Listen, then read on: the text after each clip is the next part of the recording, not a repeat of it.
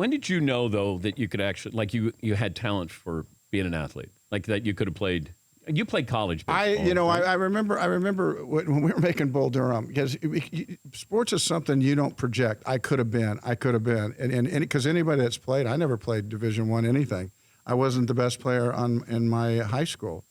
But, sports is a funny thing where you can tell you can get better. And the guys who want to get better, they do. And, so some guys make it to the pros and they weren't. And I had a feeling that I could play farther, but it really didn't show up in high school. It showed up more in college as I was just playing a lot of intramurals. And I remember I'd never hit a home run in organized baseball.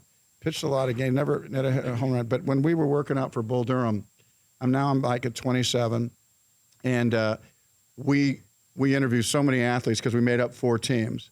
And basically the first day, everybody's hitting. And I know I'm going to have to hit. And I really didn't want to be watched. I just didn't really want to be watched. I didn't, and I was doing everything that I could to stay away. And those minor league parks are big, so I didn't want to lose balls. So I finally got up there. I realized everybody managed all 60 of them to turn around and watch, because here it was. And I'm thinking, whoa. The first pitch, I tipped it. It dropped straight down to the plate, just like Field of Dreams. That's why I put that moment in Field of Dreams where you're going to hit it out there, and it just dropped down like a limp. Yeah. But I backed out of the box because I thought, I didn't like whiff. So I get back in. So then I hit this line drive to shortstop that wouldn't have bent the grass. It was sometimes you get a dead ball and it just went, But I was thinking, okay. And the third pitch went about 370. It went out. And I'd never hit a home run in my life. And I started to think, sometimes we think we're done. If you're not drafted at 18, if you're not, on these things, and I can't project what it would have been, but I managed to play with most of the pros and a lot of the college programs around the country. You never had sequels. Well, I don't. Is it pride? It's not. No, it's not. And I would do one. I wanted to do one for Brooks, Mr. Brooks. I wanted to do one, but they always have to get over, the writing has to get over the bar, and so what happens is when people want to do a sequel, they just want it to go as quick as you can. Yeah. And the one you made took a long time. It'd be hard, Ron and I are flirting with doing another movie together called, Q School. Ron Shelton? Yeah. Okay. But it's been a long time for us. And that stuff, but, the sequel world is just go as quick as you can, get you into the theater as quick as you can, shake you upside down. And if that movie's no good, you make the third one you have to apologize for that one and get to make the third one. So it's a business, and I honor it. I get it.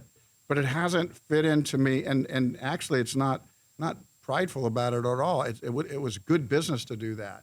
So I frustrated a level of people that wanted the Bodyguard 2 and wanted the Open Range and the Tin Cup and the Bull Durhams and the Silverado. But we talked about that a year ago with Bull Durham. It frustrated people. And I mean, there is something that's there. It's just, it's like when people say, would you ever go back to do SportsCenter? Well, I wouldn't, because I can't be as good as I was. I can't capture that. And I don't know if you feel that way. Like, if I do Bull Durham or I do Field of Dreams, or, like, what's my role in our... Yeah. Well, you see it on paper. Listen, some of those movies on paper that they want you to do a second one of, no one wanted to do the first one. Ron and I walked around like a couple of hookers on Santa Monica trying to get somebody to look at this script. We went through all the studios twice, and finally we got down to Fox at one point, and they would do it for $4 million. And we said, look, we can't do it for $4 million. And I went to Orion, and I had just done No Way Out for them, and I said, they had 2 baseball movies. That's why I didn't go to them. They had 8 Men Out, and they had a Rodney Dangerfield comedy, The Scout, or something like that. So I would have been pressing my friendship with him to say, would you take a third baseball movie? But after everybody said no, I was up for Everybody's All-American. And the script started to change a little bit. I liked what DeFord had written. I didn't want it to change at all.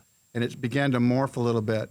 And I decided to hang with Ron, and I finally went back to Orion. I said, look, you got till noon tomorrow to tell me what you're going to do. And at noon, they looked at it, and they said, we'll make it. And for $6 million, we made Bull Durham. And what's that car worth? What's your Mustang? Is that your Shelby? Yeah. What's that worth now? I don't know what it's worth now. But it's in the garage. It's in the garage. Yeah.